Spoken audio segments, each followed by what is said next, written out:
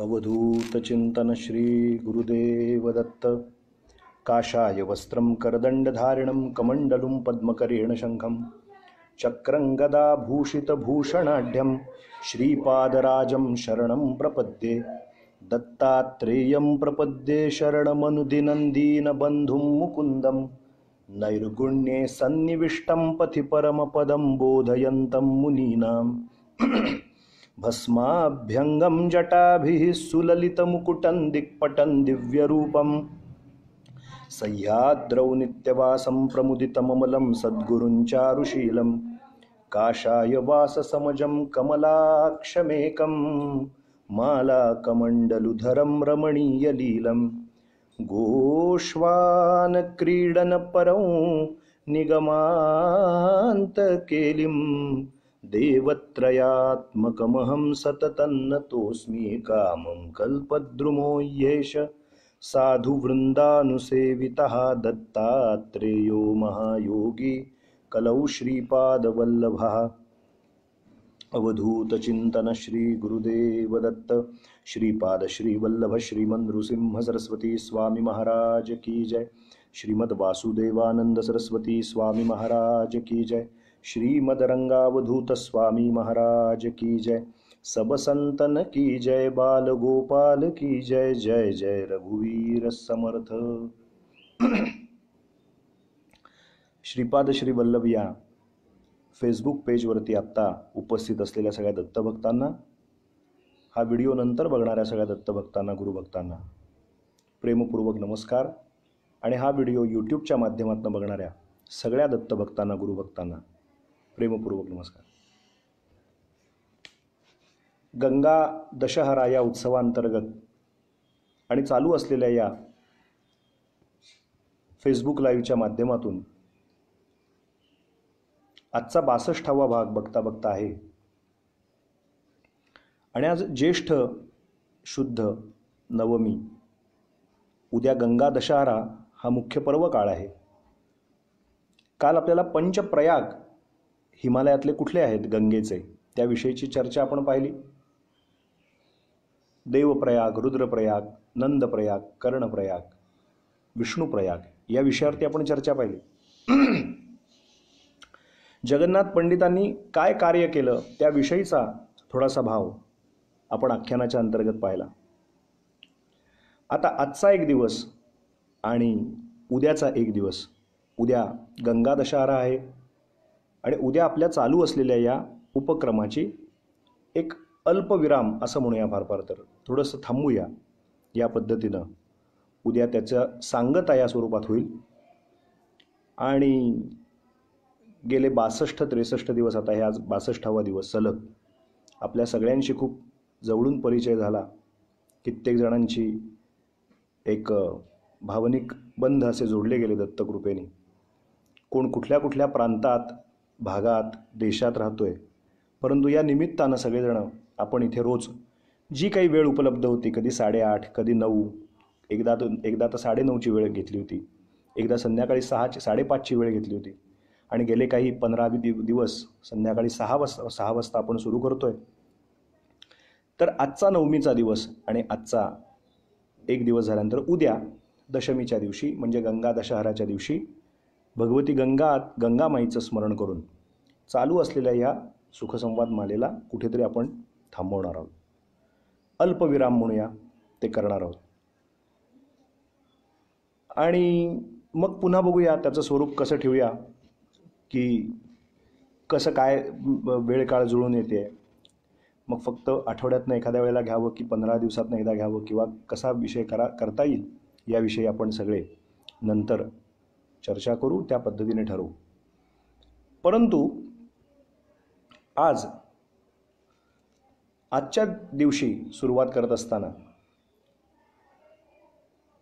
पुण्यश्लोक असं ज्या महान स्त्रीचं वर्णन केलं गेलं, अगदी गेल्या या 200-300 वर्षांमध्ये पूर्वीचा इतिहास, आणि जिचं नाव, जिच्यावरती, ज्या स्त्री शक्तीवरती भगवान महादेवांची परिपूर्ण अशी कृपा, खंडेरायांची परिपूर्ण अशी कृपा, त्या पुण्यश्लोक अहिल्यादेवींचं, अहिल्याबाई होळकर त्यांची आज जयंती.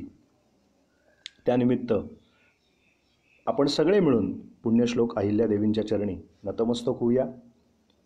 खूप मोठा असा इतिहास मराठ्यांचा, जो आपल्या मराठी लोकांचा जो इतिहास आहे पेशव्यांचा, आणि त्या अनुषंगाने आलेले मग शिंदे, होळकर ह्या सगळ्यांचा खूप मोठा असा इतिहास. आपण जेव्हा महाराष्ट्र ओलांडून पुढे जातो, मध्य प्रदेशात जातो, ग्वाल्हेरकडे जातो, तेव्हा आपल्याला लगेच लक्षात येतं की केवढी मराठी माणसं मध्य प्रदेशामध्ये आहेत आणि ती किती सुंदर रीतीनं महाराष्ट्रातली लोक पण प्रसंगी सांभाळणार नाहीत एवढ्या जास्ती पद्धतीने सणवार, उत्सव, पर्वकाळ सगळे जे काही विषय आहेत ते तिथले अतिशय आदरानं पाळतात, सांभाळतात. मराठी भाषिक सगळी मंडळी किती एकत्रितपणे येतात, खानपान व्यवहार अतिशय उत्तम रीतीनं सांभाळतात, कुलधर्म कुळाचार किती पद्धतीने सांभाळतात. या सगळ्याचं जर श्रेय कोणाला जात असेल तर ते देवी अहिल्याबाईला आहे. कारण अतिशय दानशूर, अतिशय कर्तृत्ववान, अतिशय धर्मपरायण आणि अतिशय कार्यक्षम अशी राज्यकर्ती, अशी जर व्याख्या करायची झाली अहिल्याबाईंची तर एवढीच करता येईल की अतिशय, अतिशय हा शब्द सगळीकडे आहे. अतिशय दानशूर. दानशूर यासाठी की संपूर्ण भारतखंडाचा विचार केला तर पूर्वेपासून पश्चिमेपर्यंत आणि उत्तरेपासून दक्षिणेपर्यंत संपूर्ण भरतखंडामध्ये असं एकही क्षेत्र नाही, मोठं क्षेत्र असं एकही नाही की जिथे अहिल्याबाईंनी तिथे जाऊन तिथल्या स्थानाचा, तिथले काही तीर्थ असतील त्यांचा जीर्णोद्धार केलेला आहे. प्रत्येक तीर्थक्षेत्रांवरती जाऊन जीर्णोद्धाराचं काम केलं आहे. कित्येक नद्यांवरती मोठे मोठे घाट बांधण्याचं काम 300 वर्षापूर्वी या महासतीनं केलं आहे, पुण्यश्लोक अहिल्यादेवींनी केलं आहे. आणि म्हणून अत्यंत दानशूर, अत्यंत कर्तृत्ववान. म्हणजे आपल्या तसं पाहिलं तर जामखेड म्हणून जे गाव लागतं नगरच्या इथे, तर त्या जामखेड बीड ती अशी जवळची बाउंड्री आहेत. त्या तिथे चौंडी नावाचं गाव आणि त्या चौंडी नावाच्या जिल्हा बीड तिथे धनगर समाजामध्ये अहिल्यादेवींचा जन्म झाला श्रोतेहो. आणि आपल्या सगळ्यांना कल्पना आहे की माणकोजीराव आणि सुशीलाबाई यांच्या पोटी अहिल्यादेवींचा जन्म झाला. वयाच्या 8व्याच वर्षी सुभेदार मल्हारराव जे होळकर जे होते, त्या मल्हारराव होळकरांच्या मुलाशी म्हणजे खंडेरावांशी अहिल्यादेवींचा विवाह झाला आणि गृहस्थाश्रम सुरू झाला. आता यांच्या ज्या मातोश्री होत्या खंडेरावांच्या, गौतमीबाई, त्यांचं म्हणजे जसं आपण एरवी ऐकतो सासू सुनेचं जमत नाही, पण इथे यांचं एवढं छान मेतकूट जमून आलं होतं की त्या ज्या गौतमीबाई होत्या त्यांचं आणि अहिल्यादेवींचं अतिशय अतिशय जणू काही आपली पोटची पोरगीच आहे अशा पद्धतीनं त्या वागवायच्या. आणि अहिल्यादेवींच्या बुद्धीची तपासणी, त्यांचं बुद्धिचातुर्य, त्यांचं बुद्धिकौशल्य, त्यांची व्यवहार्य चतुरता, ही सगळ्या गोष्टी त्यांच्या सासरेबुवांनी आणि सासूबाईंनी अशा चाणाक्ष नजरेतनं हेरलं की या मुलीकडे काहीतरी वेगळं, एक ज्याला आपण 2-4 दिवसापासून म्हणतो एक्स फॅक्टर असावा लागतो. तो अशा काही पद्धतीने या मुलीच्याकडे तो एक चाणाक्षपणा आहे. अशा काही पद्धतीनं एक तेज, विलक्षण तेज या पोरीच्या ठिकाणी आहे. ते ओळखलं. याला एक कारण होतं श्रोते हो. कारण जे खंडेराव होते ते थोडे छंदीबंदी होते, थोडे काही वेगवेगळ्या कामांमध्ये गुंतलेले असायचे, थोडंसं काही व्यसनाधीनता म्हणा किंवा अन्य काही गोष्टी म्हणा. पण आपल्या मुलाला मिळालेली जी बायको आहे ती अतिशय धार्मिक तर आहे, सुसंस्कारी आहे, बुद्धिचातुर्य आहे, म्हणता ताकबात ओळखणारी आहे, चाणाक्षपणा आहे, सेवाभाव आहे आणि प्रजेवरती जो राजा म्हणून एक दयाभाव असला पाहिजे ते नेतृत्व गुण आपल्या सुनेच्या ठिकाणी आहेत. हे सगळं सगळं सगळं बरं का त्या मल्हारराव होळकरांनी बरोबर हेरलं होतं आणि गौतमीबाईंनी हेरलं होतं. म्हणून अतिशय महत्त्वाचे असे काही जे व्यवहार होते किंवा अतिशय महत्त्वाची अशी जी काही डॉक्युमेंट्स किंवा कागदपत्र ती तपासायला, हाताळायला फक्त आणि फक्त अहिल्यादेवींना परवानगी असायची असंही वर्णन केलं गेलेलं आहे. इंदोरकडे खूप मोठं प्रस्थ आहे आणि आमच्या अहिल्याबाईंना खूप मान इंदोरसारख्या नगरामध्ये दिला जातो. पुढे तीच राजधानी त्यांनी महेश्वरला शिफ्ट केली. एकदा आमच्या स्वामीजींच्या बरोबर महेश्वरला आमचं जाणं झालं किंवा मंडलेश्वर, महेश्वर, थोड्या अंतरावरनं महेश्वर आधी लागतं, मग मंडलेश्वर जिथे टेंबे स्वामींनी चातुर्मास केला. केवढे मोठे मोठे नर्मदेच्या तीरावरती घाट आहेत आणि त्या माहेश्वरी साड्या पण आपल्याला सगळ्यांना माहिती आहे, प्रसिद्ध आहेत. आणि त्या महेश्वरला एवढा मोठा घाट की ते घाटाची बांधणी, मंडलेश्वरच्या घाटांची बांधणी आणि महेश्वरला जे पलीकडे राजवाडा आहे त्या राजवाड्यामध्ये रोज मृत्तिकालिंग, मोठे मोठे पाट, त्या पाटांवरती ती नर्मदा किनारची माती आणायची, त्याची ती छान मृत्तिका पूजन करायचं. 11,000 शिवपिंडींचं पूजन रोज करायचं, रोज 11,000 शिवपिंडीचं पूजन बरं का. आणि अशा पद्धतीनं रोजच्या रोज शिवार्चना करायची. म्हणजे अतिशय दानशूर, अतिशय कर्तृत्ववान, अतिशय धर्मपरायण. तो अतिशय शब्द का वापरतोय सतत हे आपल्या लक्षात आलं असेल की अतिशय धर्मपरायण भगवान महादेव. आपण तो चित्रसुद्धा पाहिलं असेल, अशी शिवपिंडी हातात धरून आपण ते चित्र पाहतो. याचं कारण सर्वात मोठं रोकडं उदाहरण म्हणजे सोमनाथ. 18 वेळा स्वाऱ्या झाल्या आणि ते शिवपिंड पूर्णतः जे स्वयंभू शिवपिंडी आहे ती उद्ध्वस्त जरी केली तरी आज जिथे आपण मंदिर बांधलं गेलं आहे, भव्य मंदिर आहे सोमनाथाचं श्रोते हो, परंतु तिथेच बाजूला एक आणखीन खूप मोठं असं खाली उतरून गेल्यानंतर एक शिवपिंडी आहे, प्रासादिक, मोठीच्या मोठी आहे. असं वर्णन करतात की त्या याचं म्हणजे ते मूर्ती किंवा ती शिवपिंडी, मूर्ती नव्हे ती शिवपिंडी अहिल्याबाईंच्या तपानी ती वरती अशी स्वयंभू आली. आजही कित्येकांचं असं म्हणणं आहे की जरी ते मुख्य स्थान फोडलं गेलं असेल एका यवनाकडनं स्वारी करून, तरी सुद्धा अहिल्याबाईच्या तपश्चर्याने इथे प्रगट झालंय ना, हेच सोमनाथ आहेत. म्हणून तिथे पुष्कळ लोक, भारतातले जाणारे अनेक लोक तिथे सोमनाथ म्हणून पूजा अर्चा करतात आणि नमस्कार फक्त स्थानदैवत म्हणून पुढे जिथे मूळचं स्थान आहे तिथे जातात. खरं आहे, आत्ता आमचे नाईक सांगतायत टेंबेस्वामींचं माणगावचं जे मंदिर आहे ते अहिल्याबाई होळकरांनीच बांधून दिलेलं आहे. अगदी खरं आहे. महेश्वरचा घाट, अगदी बरोबर आहे, आपण सगळेजण जे लिहिताय ते अगदी खरं आहे. महेश्वरचा घाट, मंडलेश्वरचा घाट, वेगवेगळ्या हरिद्वारचा घाट, वेगवेगळे अशी तीर्थक्षेत्र, गरुडेश्वरचा घाट, हे सगळ्या इतक्या धार्मिक होत्या की जिथे जातील तिथे अन्नछत्र निर्माण केली, यात्रेकरू जे पोचतील त्यांच्या पोटापाण्याची व्यवस्था निर्माण केली, धर्मशाळा बांधल्या, वेगवेगळ्या विहिरी खणल्या, वेगवेगळ्या पद्धतीने लोकांची पाण्याची व्यवस्था केली, अन्नाची व्यवस्था लावली.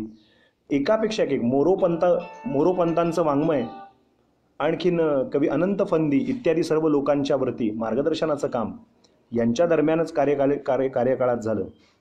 त्यामुळे अनेक तीर्थक्षेत्रांचा उद्धार करणाऱ्या या महासती, बोलावं तेवढं कमी. एक बहुआयामी असं व्यक्तिमत्व म्हणायचं तर अहिल्याबाई होळकर असं एक नाव घ्यायला लागतं. आजही मध्य प्रदेशातली सगळी लोकं आणि इंदोरमधली लोकं आणि इंदोरच्या परिसरातली लोकं, महेश्वर मंडलेश्वरची सगळी लोकं अहिल्या मातेचं स्मरण केल्याशिवाय आपलं पान हलत नाही इंदोरकरांचं. तर अतिशय आज बघा हेच केवढं मोठं कर्तृत्व आहे की एक अडाणीबाई माणूस शाळेत किती शिकला याला महत्त्व नसतं, तो कसा वागतो, त्याचं बॉडी लँग्वेज कसं असतं, त्याची देहबोली कशी असते, त्याच्यातली सकारात्मकता कशी असते, त्याच्या ठिकाणचं मुळातलं बुद्धिमत्तेचं तेज कसं असतं आणि त्याचा तो उपयोग लोकांसाठी कसा करतो. आज अहिल्याबाई होळकरांचा जो ट्रस्ट आहे त्या ट्रस्टवरती कुठल्या ठिकाणी कुठे काय सेवा करायची याच्यासाठी एक वेगळी यंत्रणा असते. साधू संन्याशांना आजही 300 वर्षानंतर अन्नदानाची व्यवस्था, त्यांना छाटी देण्याची व्यवस्था हे करणारी एक वेगळा स्वतंत्र ट्रस्ट आहे. हरिद्वारच्या संस्थांकडे कोण बघणार, इकडेचं संस्थान कोण बघणार, अन्य ठिकाणी कोण पाहणार, हे सगळं आ सेतू हिमाचल संपूर्ण भारत त्या काळात फिरल्यावर का. आणि एवढ्या मोठ्या पुण्यश्लोक अहिल्याबाई म्हणून पुण्यमार्ग पोटी धरी, पुण्य असं ओतप्रोत जणू नरजन्माला आल्यानंतर ज्यांनी भरून घेतलं. मग त्यांचे ते राजकीय इतिहास मला सांगायचं नाही, त्यांचा धार्मिक जो भाग आहे तो मला सांगायचा असल्यामुळे मी मुद्दाम तेवढाच भाग आपल्यापुढे सांगतोय. मग मल्हारराव ते जे खंडेराव जे होते ते एका स्वारीनंतर त्यांचं देहावसान झाल्यानंतर मग सती जायला निघाल्या होत्या. 300 वर्षापूर्वी ती पद्धत होती. तेव्हा सासरेबुवांनी सांगितलं, मल्हारराव होळकरांनी सांगितलं की नाही, तुझ्याकडे संघटन शक्ती आहे, तुझ्याकडे एक राजकीय कुशलता आहे, तुझ्याकडे एक नेतृत्व गुण आहे, तुझ्याकडे एक वेगळं एक ज्याला आपण म्हणतो काहीतरी तेज आहे, बुद्धीचं एक वेगळं तेज आहे, कर्तृत्वाचं तेज आहे. आणि शिवाय पदरात 2 अपत्य होती, मालेराव आणि मुक्ताबाई अशी 2 पोरं होती, एक मुलगा एक मुलगी. तर यांना उघड्यावरती पाडून आणि यापेक्षाही प्रजेला उघड्यावरती पाडून आता म्हणाले मी तर वृद्ध आहे, तू ही सूत्र हातात घे आणि सगळ्या प्रजेला पालन कर. आजही अहिल्याबाई होळकरांच्या बाबतीत इंदोरमध्ये आणि सगळीकडे त्या संपूर्ण माळवा प्रांतामध्ये मध्य प्रदेशामध्ये अतिशय आदरानं आज 300 वर्ष उलटून गेली. बघा 31 मे 1725ला यांचा जन्म झाला आणि ऑगस्ट 13 1795ला यांनी आपला देह ठेवला लौकिक अर्थाने. तर एवढ्या 250-300 वर्षापूर्वी कर्तृत्व गाजवलेल्या बाईचं नाव आपण आजही घेतो. भारतभूमीमध्ये सुवर्णाक्षराने लिहावं आणि विशेषतः मराठी भाषिक लोकांनी त्यांचा इतिहास सुवर्णाक्षरांनी लिहावा अशा पद्धतीच्या पुण्यश्लोक अहिल्यादेवी यांच्या चरणारविंदी श्रीपाद श्रीवल्लभ या फेसबुक पेजच्याद्वारे आणि माझ्याकडून आणि आपल्या सगळ्यांकडून अनन्य असं वंदन करूया. त्यांचं पुण्यस्मरण, जरी त्यांची आज जयंती असली तरी त्यांच्या एकंदरीत कर्तृत्वाचं पुण्य स्मरण आजच्या दिवशी करूया. पुढच्या विषयाकडे वळूया. श्रोते हो, आता बघता बघता नवमी हा आजचा दिवस आहे. मग उद्या दशमी आहे. तर 10 पापं कुठली याचा जाता जाता उल्लेख तरी त्याच्यावरती थोडीशी चर्चा करूया. ते म्हणाले, आपण काया वाचा मन असं म्हणतो की नाही, त्यामुळे कायेची पापं कुठली आहेत, वाचेची कुठली आहेत, मनाची कुठली आहेत, त्याच्याविषयी थोडासा जर चर्चा केली तर अदत्तानाम उपादानम हिंसा चैवा विधानतः परदारोपसेवाच शारीरम त्रिविधम स्मृतम. अदत्तानाम उपादानम, कोणी आपल्याला दिलेलं नाहीये पण त्याचं ते हिसकावून घेणं. अदत्तानाम उपादानम, आपल्याला कोणी स्वेच्छेनं दिलेलं नाहीये पण आपलं नाहीये पण ते हिसकावून घेणं, आपलंच आहे असं समजून त्याचा उपभोग घेणं, हे शरीराकडनं घडणारं पाप आहे. आता याच्या स्पष्टीकरणात मी शिरत नाही. याचा विषय ज्याचा त्याने आपला आपला बघावा. परवा एक 2-3 दिवसापूर्वी मी एक खुलासा केला होता, आपल्याला जर आठवत असेल की पाप पाप पाप म्हणजे काय, तर एक व्याख्या आपण पाहिली की परोपकार पुण्याय पापाय परपीडनम. जसं आता अहिल्यादेवींचं सांगितलं, परोपकारी जीवन जगल्या, पुण्यात्मा होत्या म्हणून तर पुण्यश्लोक म्हटलं जातं. छत्रपती शिवराय, छत्रपती संभाजी महाराज, छत्रपती हे शहाजीराजे, जिजाबाई, पुण्यश्लोक, अहिल्यादेवी, असं पुण्यश्लोक म्हटलं जातं. ज्यांच्या नावाच्या मागे पुण्यश्लोक हा शब्द घेतला जातो. का? एवढे मूर्तिमंत पुण्य होतं की हे शरीर नाही. जसं आपल्याला कालच्या एका आख्यानात मी आपल्याला सांगितलं, चालतं बोलतं पुण्य म्हणजे हे लोकांच्या उपयोगी पडावं. परोपकार पुण्याय पापाय परपीडनम. इतरांना पाप म्हणजे काय, परपीडा करणं ते पाप.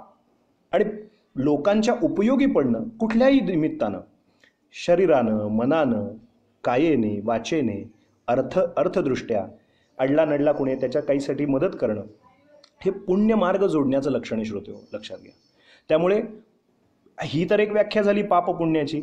परंतु सर्वात एक महत्त्वाची व्याख्या काय आहे की आपल्याकडनं शारीरिक पातळीवरती अदत्तानाम उपादानम, कोणी आपल्याला एखादी गोष्ट दिली नाही म्हणून एक सोपी व्याख्या आपल्याला सांगून ठेवली होती पाप या शब्दाची आमच्या गुरुजींनी केलेली. ती अशी होती की प अधिक आप म्हणजे पाप. प म्हणजे परक्याचं, जे परक्याचं आहे, जे दुसऱ्याचं आहे, ते आप म्हणजे आपलं म्हणणं म्हणजे पाप.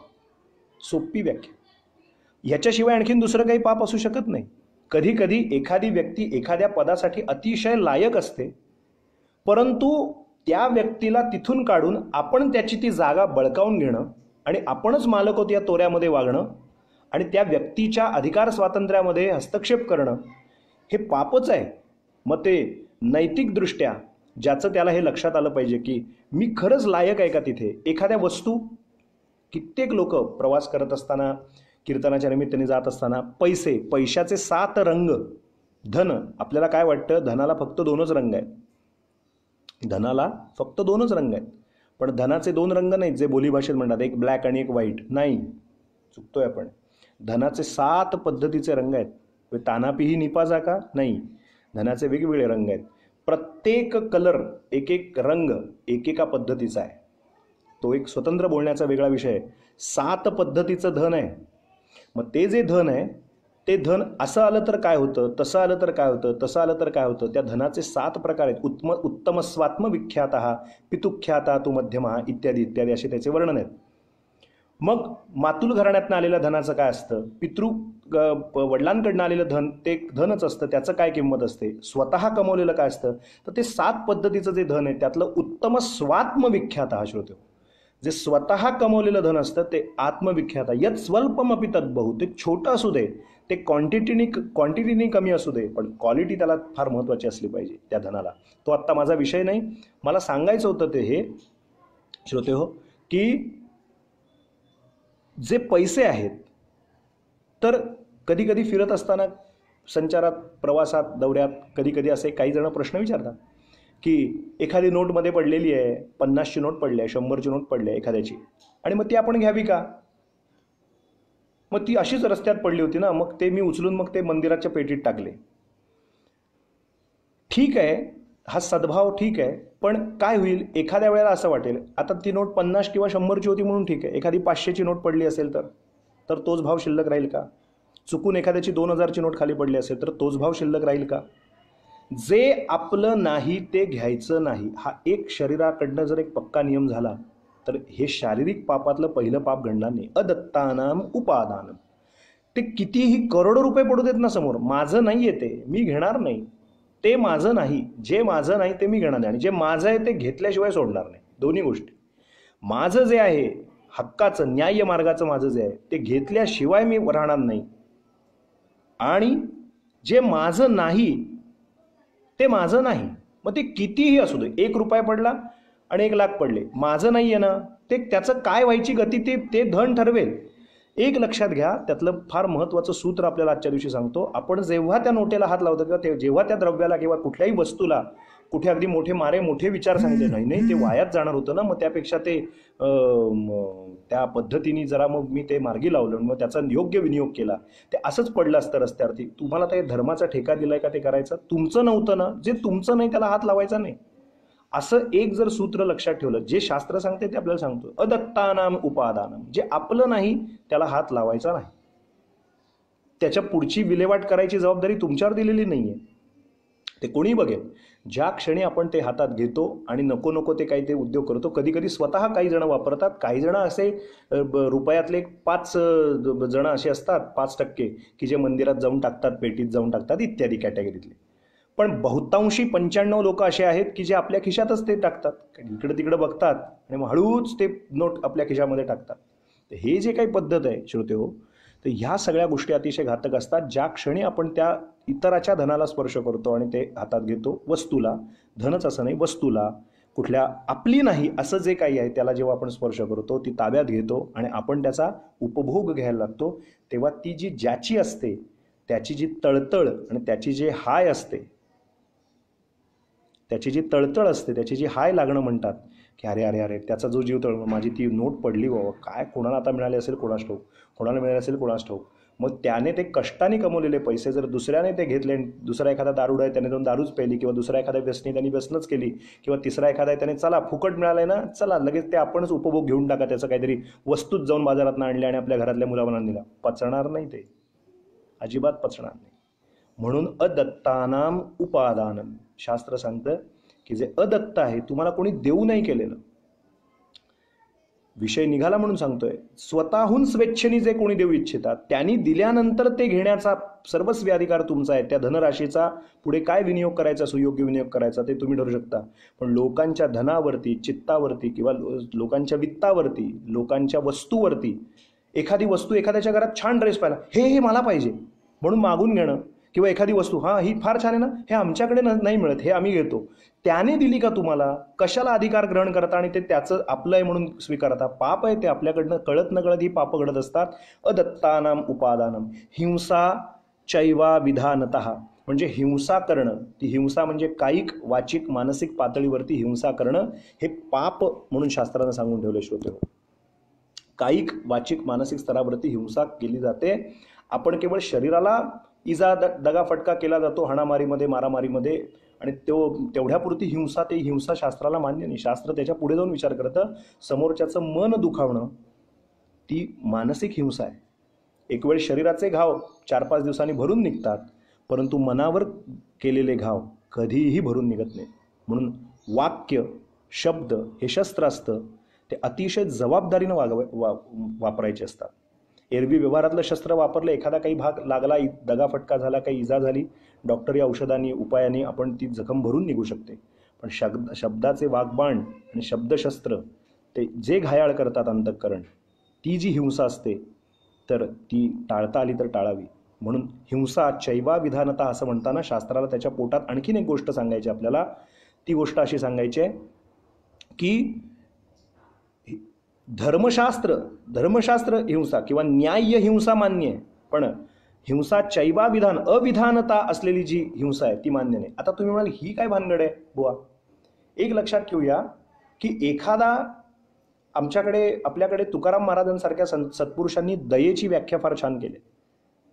ते म्हणतात दया तिचे नाव भूतांचे पालन. बघा, आपण हे वर्षानुवर्ष अभंग ऐकतो, पण याचे अर्थ काय बघा. दया तिचे नाव भूतांचे पालन. पण पुढे जाऊन तुकाराम महाराज बहारीची गंमत करतात. ते म्हणतात दया तिचे नाव भूतांचे पालन आणि निर्दालन कंटकांचे. म्हणजे काय, तर दया तिचे नाव भूतांचे पालन, ही पहिली भूतदया. कोणाला कोणावरही अपपर भाव न करता मदतीला धावून जाणं, त्याच्याविषयीचा भाव निर्माण करणं आणि त्याला मदत करणं. दया तिचे नाव भूतांचे पालन. कुठलाही जाती पंथ वर्ण भेद कोणी असेल, अगदी कीटकापासून प्राण्यापासून माणसापर्यंत कोणी असेल, त्याच्या मदतीला जाणं, त्याला काय हवं नको ते पाहणं. दया तिचे नाव भूतांचे पालन. पण त्याला जोडून पुढे हे याची दुसरी व्याख्या ते करतात, ती आपण विसरलोय हिंदू धर्मातली लोक.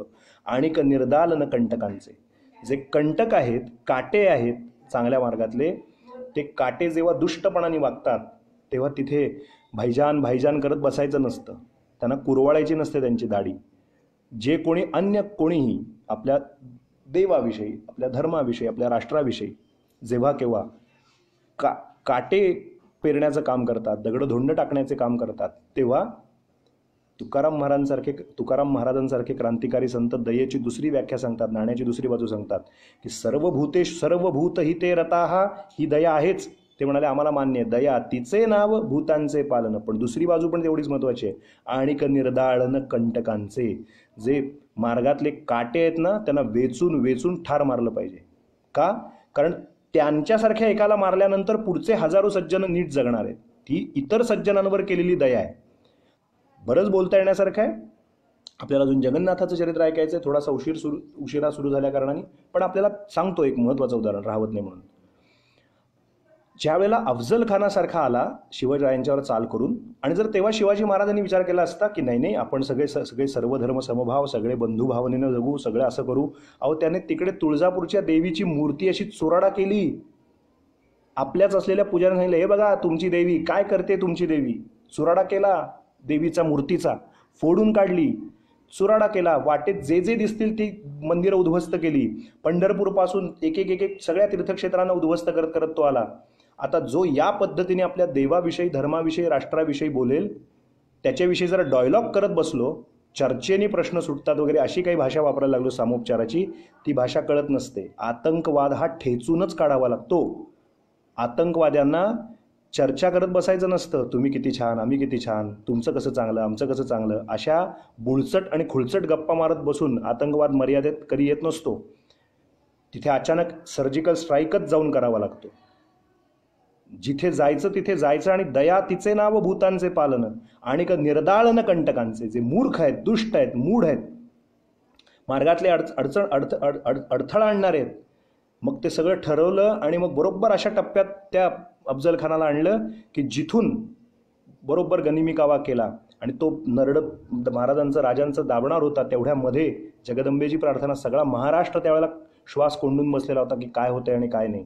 पण अतिशय व्यवस्थित विजापूरचा सरदार निघाला आहे, या 5 ओव्यांमधनं महाराजांनी, रामदास स्वामींनी बरोबर आपल्या खबऱ्यांकडनं खबर दिलेली होती. ती सावध केलं. बरोबर महाराजांनी बरोबर ती योजना केली आणि कोथळा काढला आणि बरोबर अफजल खानाचा कोथळा बाहेर काढला आणि त्याला मारलं. आणि निर्दालन कंटकांचे. जे कंटक आहेत त्यांना ठेचूनच मारावं लागतं. ती दया त्याच्यासारख्याला मारल्यामुळे बाकीच्यांना धाक बसला की महाराष्ट्रात जाता कामा उपयोगी नाही, तिकडे वाकड्या दृष्टीने बघता कामा उपयोगी नाही आपल्याला. म्हणजे एका अशा नराधमाला मारावं लागतं. याचा अर्थ मारावं अशा अर्थाने नव्हे, एक लक्षात घ्या त्यातला मतितार्थ. जिथे जे करावं लागतं ते करावं लागतं. याच अनुषंगाने तुकाराम महाराजांचे पण आपण अभंग आपल्याला सांगतो.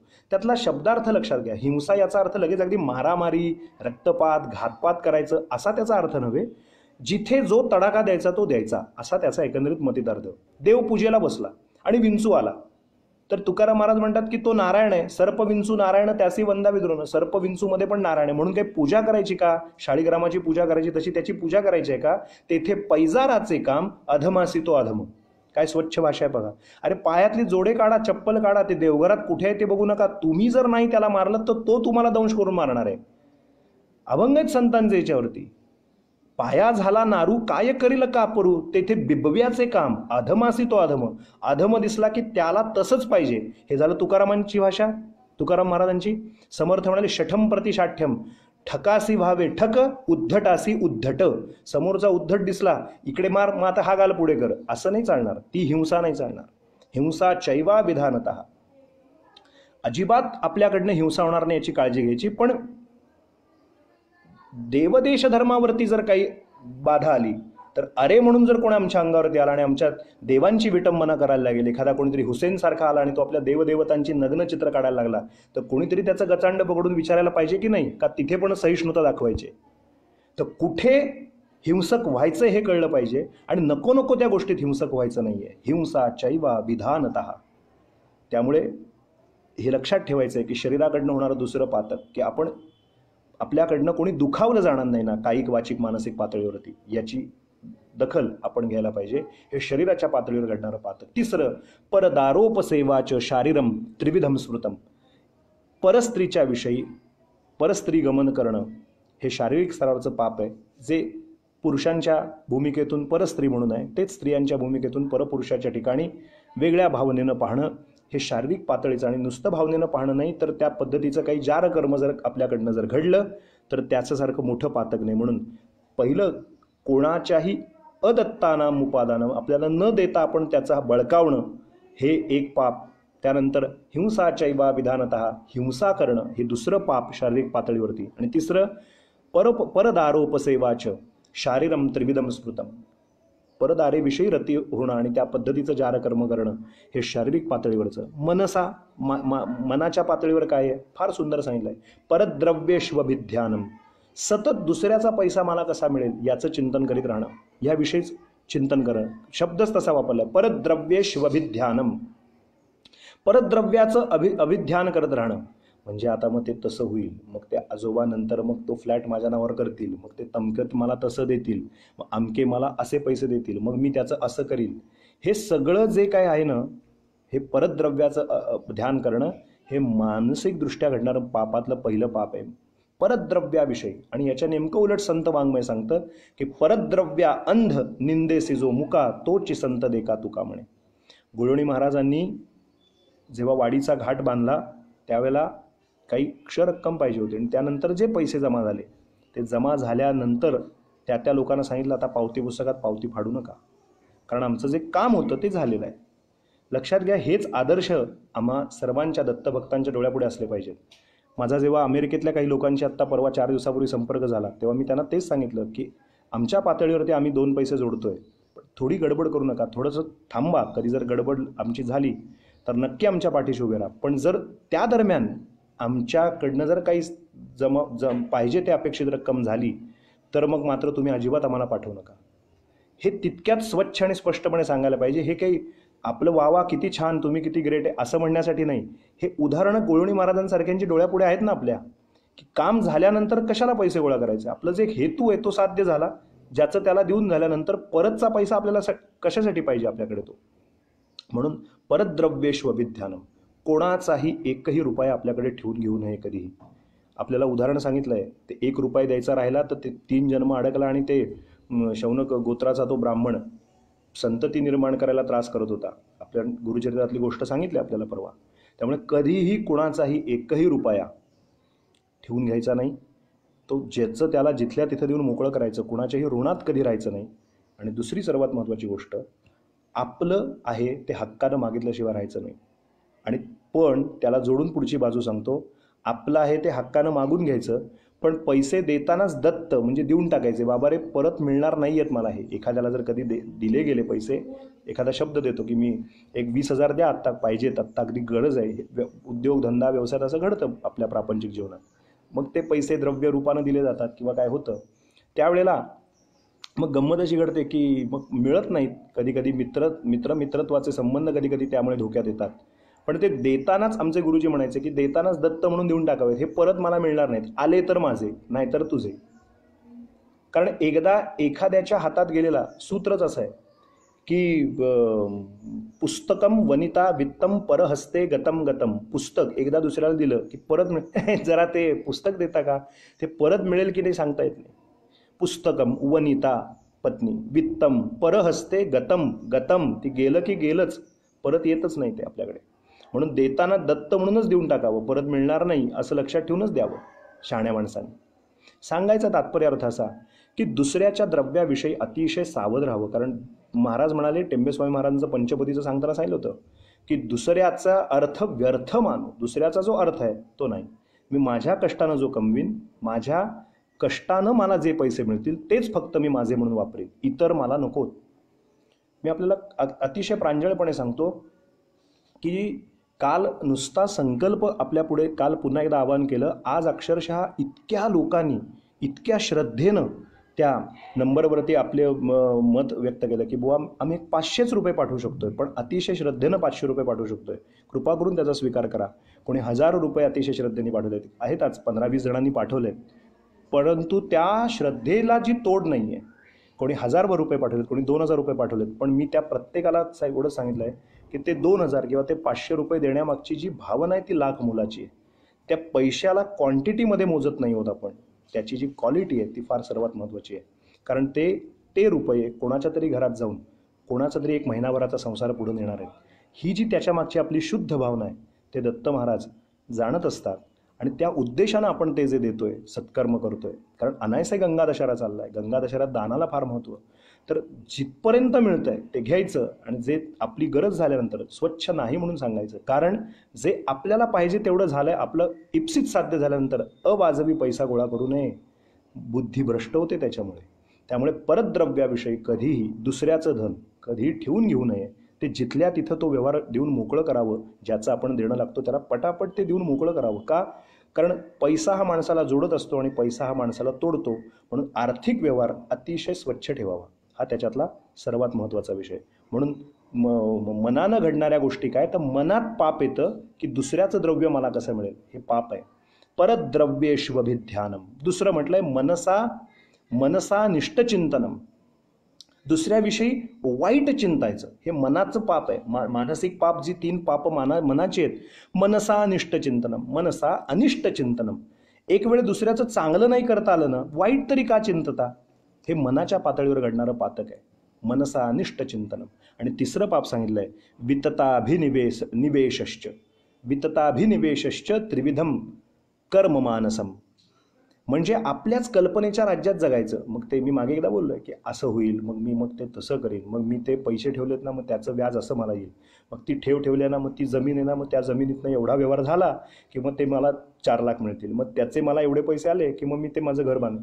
अजून कशातच काही नाही, कशात काय आणि फाटक्यात पाय. पण इतके तो मनोरथाचे इमले बांधतो. ते मनाच्या पातळीवर घडणारं पाप आहे. वितताभिनिवेशश्च. ज्या गोष्टी घडणार नाहीत त्या गोष्टी घडणार आहेत असं गृहीत धरून सतत त्याच्याच चिंतनात मग्न राहायचं, हे एक मनाच्या पातळीवरचं पाप आहे. म्हणून परद्रव्येष्वभिध्यानम मनसा अनिष्टचिंतनम. त्याच्यानंतर म्हणले वितताभिनिवेशश्च त्रिविधम कर्ममानसम. ही 3 कर्ममानसम म्हणजे ही मनाची 3 पापं, शरीराची 3 पापं सांगितली. काया वाचा जरा बाजूला ठेवले, कारण ती 4 पापं आहेत कायेची. जरा या जिभेची 4 पापं घडतात. ती कुठली? तर पारुष्यम अनृतंचैव पैशून्यंचापि सर्वशः असंबद्ध प्रलापश्च वाचिकस्याच चतुर्विधम. हे 4 दोष कुठले ते मी उद्या आपल्याला सांगेन. आज मी आपल्याला गंगा दशहरातल्या 10 पापांपैकीची 6 पापं आहे त्या अल्पवेळेत, जितका काही वेळ आपल्याला प्राप्त झाला त्यात अहिल्याबाईंचं चरित्र सांगितल्यानंतर ते आपल्याला अगदी खूप विस्तारानं नाही आणि खूप थोडक्यात नाही, अशा पद्धतीनं जितकं सांगता आलं वेळेच्या मर्यादेत तेवढं सांगितलं. आता आपण एकदा गंगामाईचं स्मरण करूया आणि आहे त्या वेळेमध्ये पुढच्या 5-10 मिनिटात जे पुढचं चरित्र आहे, जे मी आपल्याला सांगितलं होतं की वादाचा विषय झाला आणि पुढे काय काय झालं त्याची कथानक जगन्नाथाचं आपण पुढे कंटिन्यू करूया. अवधूत चिंतन श्री गुरुदेव दत्त.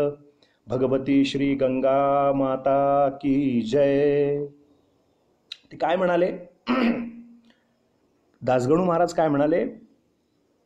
जे हस्तिनापुर विभो कुरु पांडवांचे, तेथेच तक्त अजित्या यवनाधिपाचे, दिल्ली असे म्हणती लोक तया पुरीला, हा केवढा अशुभ दुस्तर काळ आला. ज्याला हस्तिनापूर म्हटल्या जायचं त्या हस्तिनापुराला आता दिल्ली, आणि त्या दिल्लीच्या राजाला दिल्लीश्वर असं म्हटलं जातं. केवढा अशुभ काळ आला. ते म्हणाले जिती यवना अशी साक्ष दिधली. काल सांगितलं झंपा नावाचं जो प्रकार असतो कीर्तनातला. म्याच ती पाहिजे सत्य केली, 1 वर्षामध्ये यवन भाषा मला 1 वर्षामध्ये, यवन भाषा मला पाहिजे हृदगता सहित आली. मला त्याचा अर्थ कळावा आणि तो अर्थ एकदा मला कळल्यानंतर जिती न यवना अशी साक्ष दिधली. मग सगळा आ सेतू हिमाचल, सगळा भारत, पूर्वेपासून पश्चिमेपर्यंत, उत्तरेपासून दक्षिणेपर्यंत सगळे जण फक्त एकच ध्यास करतात की आपले जगन्नाथ पंडित जिंकले पाहिजे, जगन्नाथ पंडित वादात जिंकले पाहिजेत. का जिंकले पाहिजेत? जर ते जिंकले तर हिंदू धर्माचं रक्षण ते करणार आहेत. ते हिंदू धर्माचं प्रतिनिधित्व त्या अकबराच्या दरबारात जाऊन करणार आहेत. त्यामुळे आपले पंडित जिंकले पाहिजेत. मग सगळ्या बायका प्रार्थना करतायत जात्यावरती बसल्यानंतर, काल सांगितलं तिथपर्यंत. हे अविंद जिंकायाचे यश दक्षिणेला दे हरी. त्या जात्यावरच्या घर घर घर घर घर घर आमचे गुरुजी सांगताना सांगायचे, हे अविंद जिंकायाचे यश दक्षिणला दे हरी. तुच होऊन या मौलवी जाई भक्तास्तव जयपुरी. त्या सगळ्या बायका, पुरुष, आबाल वृद्ध फक्त एकच प्रार्थना करतायत की आमच्या जगन्नाथ पंडिताचं रक्षण होऊ द्या हो, त्यांना उत्तमात उत्तम अशी भाषा येऊ द्या, त्यांच्याकडून धर्माचं कार्य घडू द्या. आणि मग काय सांगू आपल्याला हो, ते प्रत्येक मौलवीकडे जात आहेत, मला जरा उर्दू शिकवता का, मला जरा फारसी भाषा शिकवता का, अरबी शिकवता का.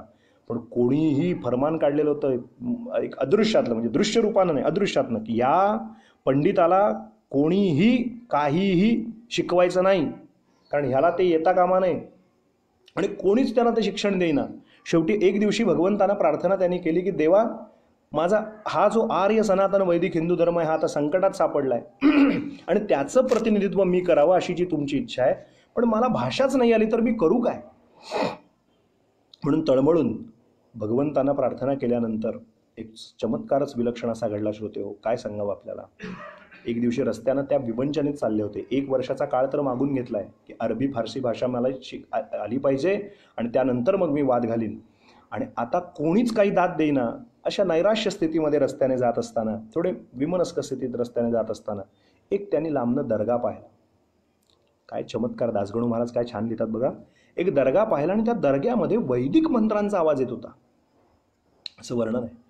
त्या दर्ग्यामध्ये, त्या मशिदीतून आतून वैदिक ऋचा म्हटल्याचा आवाज यायला लागला. हे म्हणाले, जगन्नाथ पंडित म्हणाले, दिसतोय तर दर्गा, म्हणजे ती मशीद दिसते आणि त्या मशिदीमध्ये वैदिक मंत्रांचं पठण कसं काय, कोण करत असेल. आणि अशा यवन सत्ता चालू असताना कोण परमिशन देणार, कोण ही परवानगी देत असेल, हे काय प्रकार काय हा. म्हणून आतमध्ये जाऊन थोडासा प्रवेश केला, थोडा दबकत बघितलं तर तिथे एक फकीर बसलेला होता श्रोते हो. काय सुंदर वर्णन आहे. तिथे एक फकीर बसलेला होता आणि तो जो फकीर होता तो, त्याची दाढी वाढलेली, त्याच्या हातामध्ये ते मोरपिसाचं हे घेऊन येतात बघा, धुपाटणं वगैरे घेऊन, आणि तो आपल्या मस्तीमध्ये एक फकीर असा बसलेला होता. आणि तो फकीर बसलेला होता, त्याची उन्मनी अवस्था होती आणि तो आपल्याच ह्याच्यामध्ये, आपण ज्याला अवलिया म्हणतो तसा तो अवलिया मुसलमान पंथातला तो तिथं बसलेला होता श्रोते. आणि हे गेले आणि त्यांना आश्चर्य वाटलं. विलक्षण आहे म्हणाले हे, की हा आहे फकीर, यवन धर्मानं, यवन धर्मानं पाहिलं तर हा यवन मुसलमान, पण हा ऋचा म्हणतो, ब्रह्मवृंद म्हणतात तशा ऋचा म्हणतोय खणखणीत. एक लक्षात ठेवायचं, जिथे दिव्यत्व असतं ना तिथे माणसानं नतमस्तक व्हावं. तिथे जात पात, पंथ, भेद, वर्ण, शहाणा, श्रीमंत, अडाणी, गरीब हे काहीही भेद राहत नाहीत. जे दिव्य दिसलं डोळ्याला, जे कर्तृत्वानं दिव्य दिसलं, जे नीतिमत्तेनं दिव्य दिसलं, जे आचारानं दिव्य दिसलं, जे विचारानं दिव्य दिसलं, जे आपल्या स्वकर्तृत्वानं दिव्य दिसलं, असं दिव्यत्व आपल्याला जिथे जिथे ज्या प्रसंगात ज्या व्यक्तीमध्ये दिसतं त्याच्यापुढे नतमस्तकच व्हायचं असतं. तिथे कुठलीही बुद्धी वापरायची नाही. ते दिव्यत्व त्यांना काहीतरी वेगळं जाणवलं जगन्नाथांना आणि त्यांनी कुठलाही मनात आड पडला आणि अशी निर्मळता चित्तात असली कीच खरं ज्ञान होतं. लक्षात ठेवा.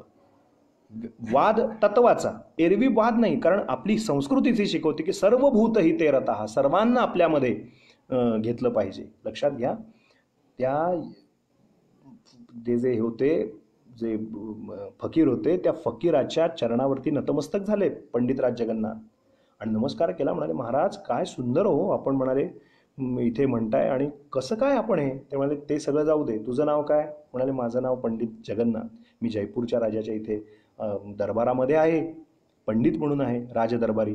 होय ना? तुला म्हणाले अरबी फारसी शिकायचं आहे ना, उर्दू शिकायचं आहे ना? ते म्हणाले हो.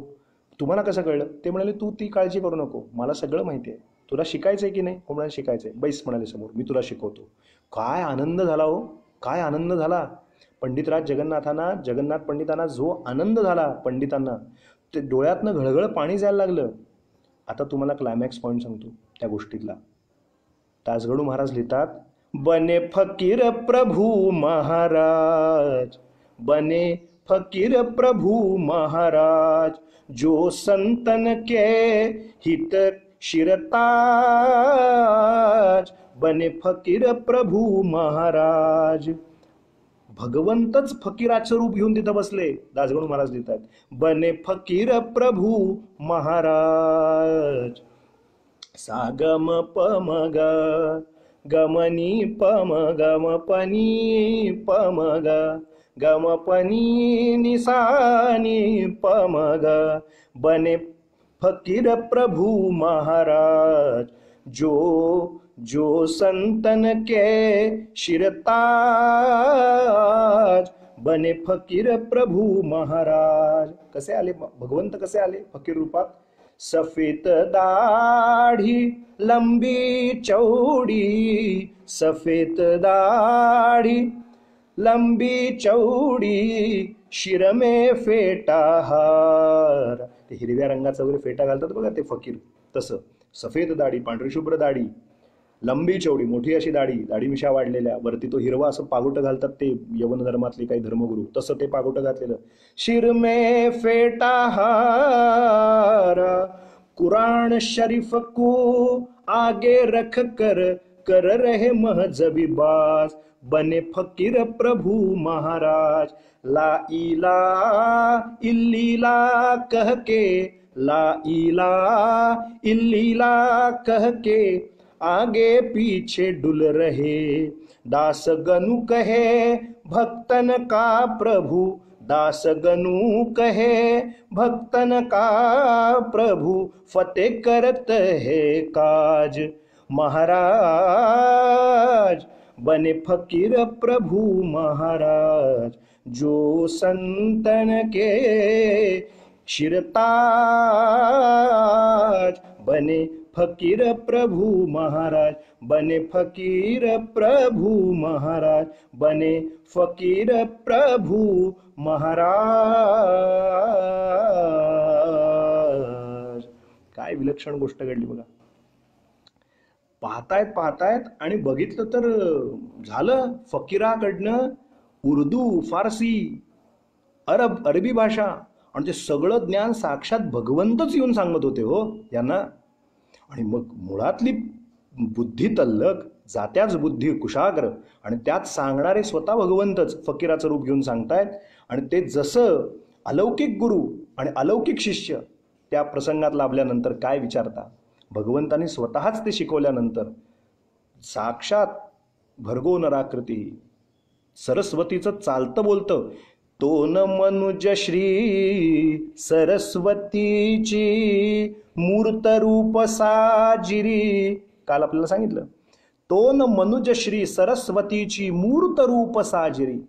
प्रत्यक्ष मूर्ती सरस्वतीची जर कुठे असेल, पंडितराज जगन्नाथ म्हणून लोक सांगायचे, त्यांना स्वतः श्री हरी परमात्मा ज्ञान देत आहेत उर्दू, फारसी, अरबी भाषेतनं. काय काय वर्णन करावं हो त्याचं. ते सगळं ज्ञान ग्रहण केलं आणि चमत्कार असा झाला श्रोते हो. वर्णन असं केलंय, कानून करी मादी साऱ्या किताबी, बोस्ता गुलिस्ता बबावी बबावी नबावी, आल्या कळूनी नुरली उणीव, ज्याचा सखा श्री प्रभु वासुदेव. भगवंत ज्याचा पाठिंबा आहे त्याला कधीही कोणी अडवू शकत नाही. विरोध होईल, अविरोध केला जाईल, त्याला अडवलं जाईल, पण जो घेऊन आलाय ना आपलं काहीतरी, त्याला कितीही तुम्ही त्याच्या पायात साप सोडलेत तरी तो कधीही अडत नाही. त्याचं जे कर्तृत्व असतं, तो कुठेही दगडावरती माळ रानावर उभा राहिला तरी आपलं नाव गाजवतोच. त्याला कितीही अवरोध केला, त्याच्याविषयी किती टीका टिप्पण्या लोकांनी केल्या, त्याच्या मार्गात कितीही त्याचं बदनामी केली, काही जरी केलं तरी सुद्धा जो अविचल उभा राहतो, तो कधी डटून उभा राहतो, तो एका ठिकाणी स्थिर उभा राहतो. याचं कारण असं की परमेश्वरी कृपा पाठीशी असते, आणि ज्याच्या पाठीमागे परमेश्वरी कृपा असते त्याला जगातल्या कितीही शक्तींनी जरी अडवलं तरी सुद्धा कोणीही त्याला निरस्त करू शकत नाही, पराभव करू शकत नाही. लक्षात घ्या. मार्ग निघाला. आले पाचारण पुढती पंडिताला,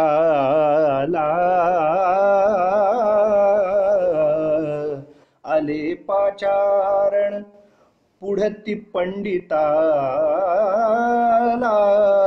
बोस 1 वर्षाने वाद करायाला. हो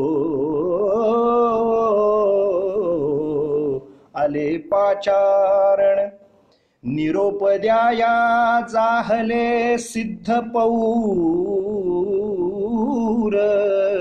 निरोप द्याया जाहले सिद्ध पौर, जगन्नाथा अर्पुनी तुरे हार. हो आले पाचारण, आले पाचारण, आले पाचारण, आले पाचारण, आले पाचारण पुढती पंडिताला, 1 वर्षाने वाद करायाला. ती सगळी भाषा, सगळं ते यायला लागल्यानंतर 1 वर्षाचा कालावधी पूर्ण झाला. आणि काय सांगायचं आपल्याला, त्या सगळ्या भाषा अवगत झाल्यानंतर, सगळ्या ज्या काही पद्धतीनं जे काही क्रमवारीनं करायचं होतं, ज्याला आपण म्हणतो फॉर्मॅलिटीज म्हणतो, त्या सगळ्या पूर्ण झाल्या. आणि सगळ्या भारतीयांचे लक्ष फक्त एकीकडेच लागलं होतं. हिंदुस्थानातल्या सगळ्या तीर्थक्षेत्रातल्या विद्वान पंडितांचं लक्ष, सगळ्या ब्रह्मवृंदांचं लक्ष, सगळ्या भारतीयांचं लक्ष, हिंदुस्थानातल्या समस्त हिंदूंचं लक्ष फक्त एकाच व्यक्तीवर खिळून होतं. ते म्हणजे जगन्नाथ जिंकले पाहिजे, जगन्नाथांचा विजयच झाला पाहिजे. कोणी गायत्रीचं अनुष्ठान करतंय, कोणी जपजाप्य करतंय, कोणी आपापल्या उपास्य देवतेला म्हणते देवा काही होऊ दे पण जगन्नाथ जिंकू दे, कोणी मंगलमूर्तींची आराधना करताय, असं वर्णन आहे. आणि जेव्हा सगळ्यांनी त्यांना हार तुरे देऊन निरोप दिला की आता दिल्लीकडे म्हणजे हस्तिनापुराकडे निघा, तेव्हा मेणा पाठवलाय. मेण्यामध्ये पंडितजी बसलेत, प्रवास सुरू झालेला आहे. आणि ते आता प्रवास सुरू करण्यापूर्वी जे तिथे जमलेली जी लोक होती त्यांना ते म्हणतायत, जय त्याच हु वेदांचा वेदांचा, जय त्याच हु वेदांचा, दिल्लीत होवो तव करे साचा. सगळी लोक म्हणतायत आपल्याकडनं आपण विजयी व्हा, दिग्विजयी व्हा, आणि आपल्यामुळे आपली ही हिंदू संस्कृती टिकून राहू द्या. जय त्याच हु वेदांचा वेदांचा, जय त्याच हु वेदांचा, दिल्लीत होवो तव करे साचा, दिल्लीत होवो तव करे साचा, जय त्याच हु वेदांचा वेदांचा, जय त्याच हु वेदांचा. आपले 4ही वेदाचं शास्त्र सूत्र, उपनिषदाचं सूत्र, पुराणांचं सूत्र हे आपण तिथे मांडा. हिंदू धर्म आता पणाला लागलेला आहे. महाराज आपणच दिल्लीमध्ये दिग्विजयी व्हा.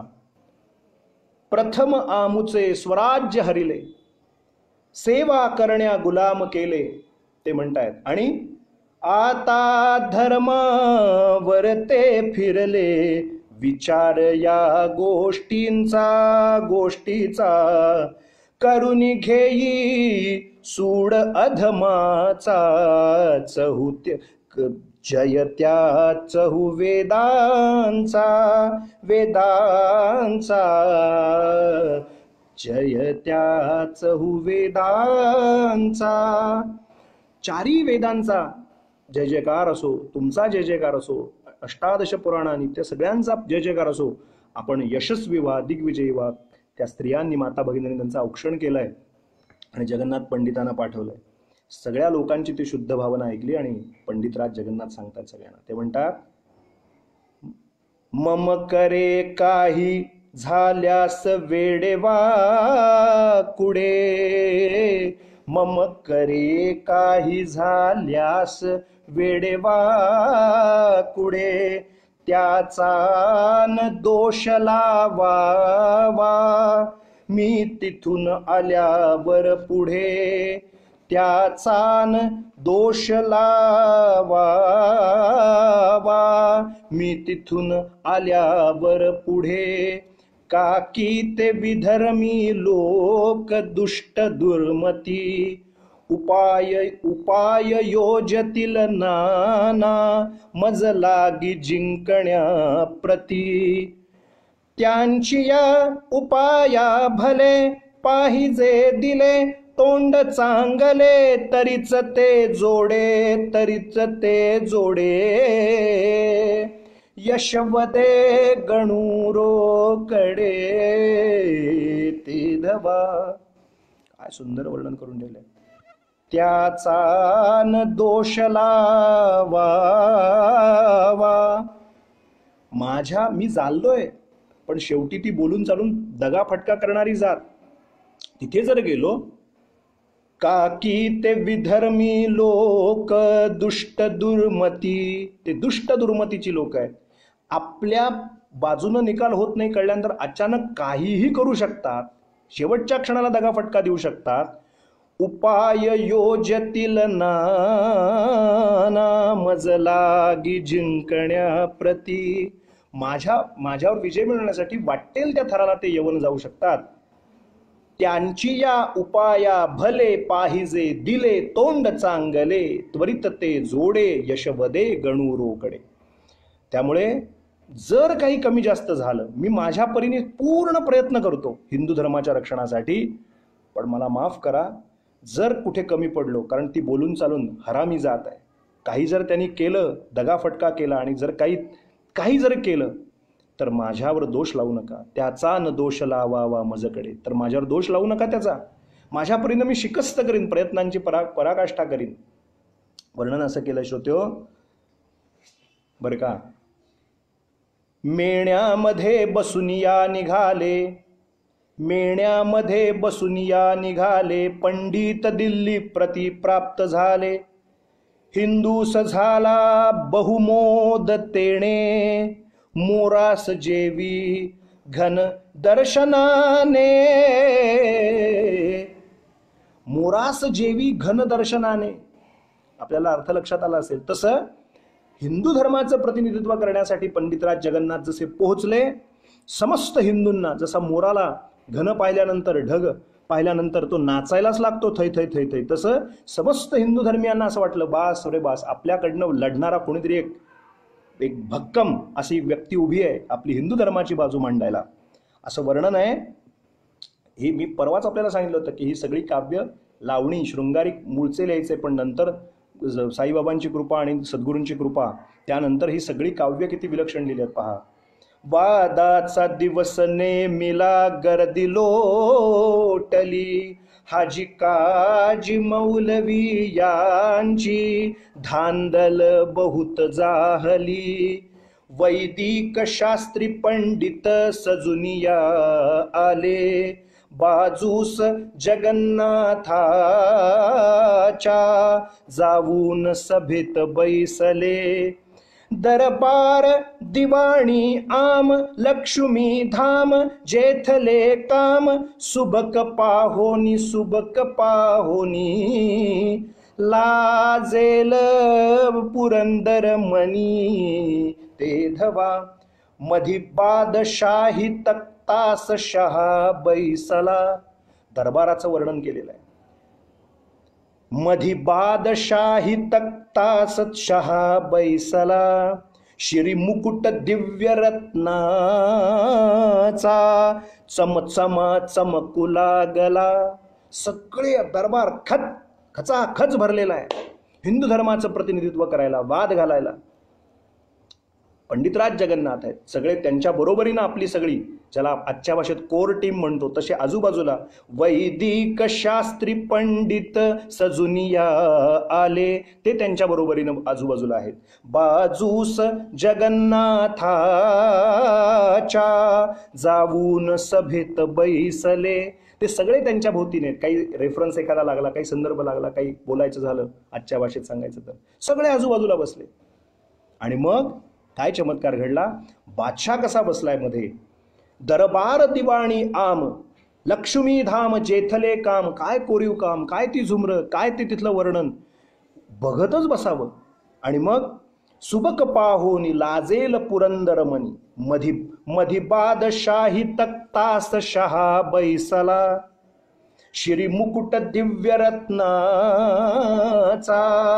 चमचमा चमकू लागला, शहाजादा अकलमंद दारा धूर्त धोरणी, विद्येची अभिरुची त्याला होती बाळपणापासूनी, हा एक मंत्र अवघ्यात न्याय अत्यंत जयाचे चित्त, जयाचे चित्त, तत्व हुडकाया तत्व हुडकाया, जाय कधी न कपट कळे तया ते धवा.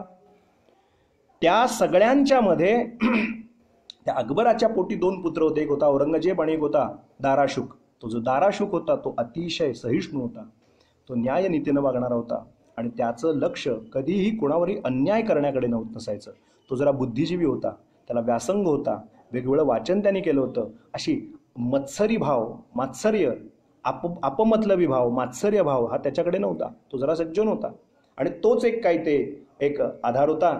आणि सभेला सुरुवात झाली. तो जो काजी होता, ज्या काजीनेच ही कल्पना बादशाला दिली होती की बघा आपण अशा अशा पद्धतीने वाद करू, हारवू आणि सगळ्या या हिंदुस्थानातल्या सगळ्या लोकांना यवन करून टाकू आपण, त्या पद्धतीनं हा विषय सुरू झालेला. आणि ते असे सगळा मोठा दरबार भरलेला आणि त्या दरबाराच्या वरच्या भागामध्ये जुन्या काळातल्या पद्धतीत कीर्तनाला सुद्धा बायका, वरच्या बाजूला मंदिराची ती झुमरं असायची, त्या वरच्या लाकडी भागामध्ये बायका स्त्रिया अधिक बसायचे आणि पुरुष मंडळी पुढे खाली बसायची. काही वर्षांपूर्वी, 100 वर्षापूर्वी, 50-70 वर्षापूर्वी.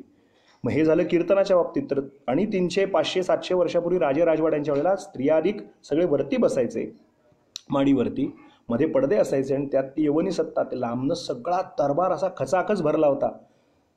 तो मौलवी काय बोलतोय, काजी काय बोलतोय ते बघायचं, एकदा त्याने प्रतिपादन करायचं. मग एक मुद्दा त्यांनी मांडायचा, एक मुद्दा पंडितराज जगन्नाथांनी खोडून काढायचा, मग पंडितराजजींनी एक मुद्दा मांडायचा, तो त्याने खोडून काढायचा. आणि याला असलेलं हे उर्दूचं ज्ञान, ह्यांच्या ठिकाणी असलेलं अरबी भाषेचा एखादा त्याने फासा टाकला की हे जे ज्ञान भगवंतांनी देऊ केलं होतं, बने फकीर प्रभू महाराज, त्यामुळे सगळं कळत होतं समोरचा काय पद्धतीने डाव टाकतोय ते. तशीच्या तशी उत्तरं लगेच, जशास तसे भेटे मनीची शंका फिटे, कुठेही ढिले एवढं सुद्धा पडत नव्हते पंडितराज जगन्नाथ. असं वर्णन आहे. 15 दिवस वाद झाला. किती दिवस? 15 दिवस सलग वाद झाला. आणि वर्णन असं केलंय, 15 दिवसापर्यंत वाद झाला सभेत, यवनाचे सर्व सिद्धांत खोडिले जगन्नाथांनी, अवधूत चिंतन श्री गुरुदेव दत्त. 7:30 वाजत आले. वेळेची मर्यादा असल्यामुळे इथेच थांबावं लागतंय. आता तो वाद नेमका काय झाला, त्या वादातली तत्व, मग जगन्नाथ पंडित जिंकले का, आणि ते जिंकल्यानंतर त्यांच्या आयुष्यात एक वेगळीच वळण कसं लाभलं, लवंगी नावाची मुसलमान यवनी स्त्री ती त्यांच्या आयुष्यात कशी आली, मग सगळ्या हिंदू धर्मीयांनी त्यांना बहिष्कृत कसं केलं, अप्पय्या दीक्षितांपासून त्यांचा काशीमध्ये प्रवास कसा झाला, आणि मग त्यांनी ती गंगा लहरी कशी लिहिली आणि गंगामाईंनी त्यांना आपल्यात कसं सामावून घेतलं, हे रसाळ असं चरित्राख्यान उद्याच्या दशहऱ्याच्या शेवटच्या सांगतेच्या दिवशी आपल्यापुढे करायचं. उद्या संध्याकाळी 5:30 वाजता, म्हणजे 5:30 पावणे 6च्या दरम्यान, थोडे 15-20 मिनटं अलीकडे, कारण बराचसा कथाभाग आहे. आणखीनही आपल्याला वाचेचे 4 दोष काय आहेत ते पण जाणून घ्यायचे आहेत. त्यामुळे ते 4 पापं, वाणीकडून घडणारी 4 पापं कुठली, त्याविषयी पण थोडीशी चर्चा करायची आहे. त्यानंतर हे आख्यान वाद कुठल्या कुठल्या तत्वांवरती झाला, काय काय घडलं, पुढे काय काय झालं, लवंगी नावाची स्त्री कशी आली, इत्यादी सगळी गोष्ट. आणि गंगा दशहऱ्यानंतर गंगेची आरती म्हणा, गंगा स्तोत्र म्हणा, हे सगळं करायला 1 तास पुरणार नाही. म्हणून उद्याचा शेवटचाच दिवस आहे सांगतेचा आपल्या या विरामाचा. तर 5:30 पावणे 6च्या दरम्यान आपण सुरुवात करूया आणि साधारण 5:40 पावणे 6ला सुरू करून 1.25 तास 1 तास 20 मिनटं असं करूया आणि थांबूया. आज इथेच पुरे. सगळ्यांना खूप खूप शुभेच्छा. आणि 61-62 दिवस आपण जे प्रेम सलग 2 महिने कीर्तन केल्यासारखं चालू आहे, ते आपल्या सर्वांचं प्रेम रोज एवढ्या बहुसंख्येनं 250, 250, कधी 300, कधी 350 अशी लोक आपण या संख्येनं रोज उपस्थित इथं राहत आहे. त्याबद्दल आपल्याला मनःपूर्वक धन्यवाद. जे जे काही उत्तमात उत्तम चांगलं असं जे काही वाटलं असेल ते सगळं सद्गुरूंचं आहे, दत्तप्रभूंच्या कृपेनं आहे, सद्गुरूंचं आहे, गुरु महाराजांचं आहे. जे काही बोलताना संदर्भ सांगताना चुकलं असेल, कमी जास्त झालं असेल, ती चूक माझी आहे. यदत्रास औष्ठवम किंचित, या न्यायानं जे चांगलं आहे ते त्यांचं, आणि जे काही चुकलं असेल ते माझं मानवी चूक म्हणून लक्षात घ्या. आज इथेच थांबूया. गंगाष्टक म्हणूया आणि थांबूया. आजची झालेली सेवा भगवती गंगेच्या चरणी अर्पण, दत्त स्वरूप आपल्या सर्व श्रोत्यांच्या चरणी अर्पण, दत्त महाराजांच्या चरणी अर्पण.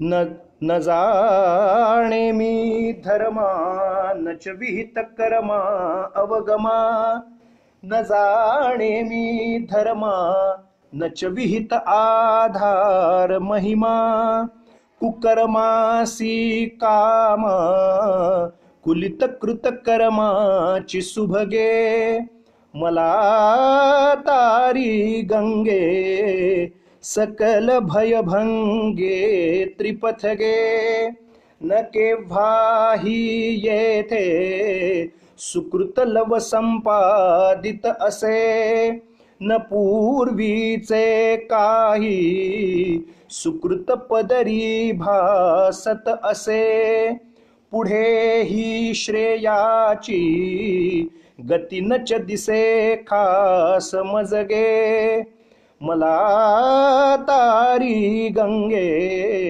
सकल भयभंगे त्रिपथगे, न साधूच्या संगा क्षणभरी धरी भक्ती न करी, सुतीर्था क्षेत्राची